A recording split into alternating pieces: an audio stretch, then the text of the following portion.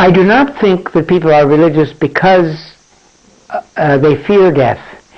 It is true that there are no atheists in foxholes. The GIs in World War II would say when they're on Bougainville or Iwo Jima and shells bursting around them, they prayed. And I think that the day that a child is born, you speak very positively, and at the time of death you stare into a void. It is true that more older people than younger people are serious about religion, but they're also more serious about peace. They're more serious about social causes. They are now in a stage of life where they're free to think of those things. Of course, you can be afraid of death, and therefore you line it up. And much of religion, including much of Christianity, was based for many centuries on the fear of death. I gave a lecture at Harvard a few years ago saying, hell disappeared and nobody noticed.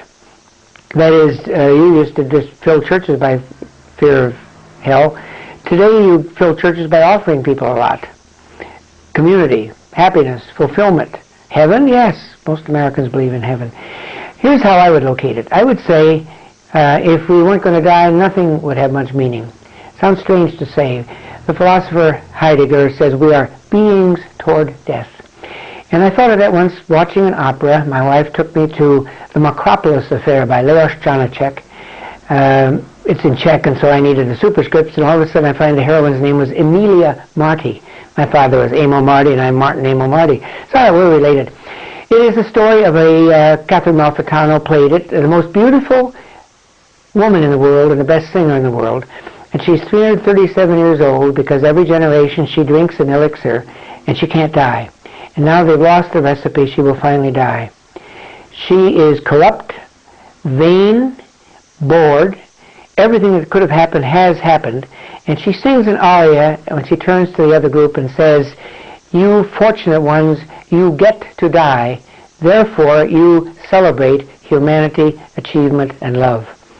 I fear death. I don't like to die. I don't like to have my friends die. I lost a wife to death. I know people who've lost children to death. It's a horrible thing. I don't want to lighten it at all. But we measure in the light of an end and acquire meaning, and the best way to put that meaning together for most people has been to assign it religious values.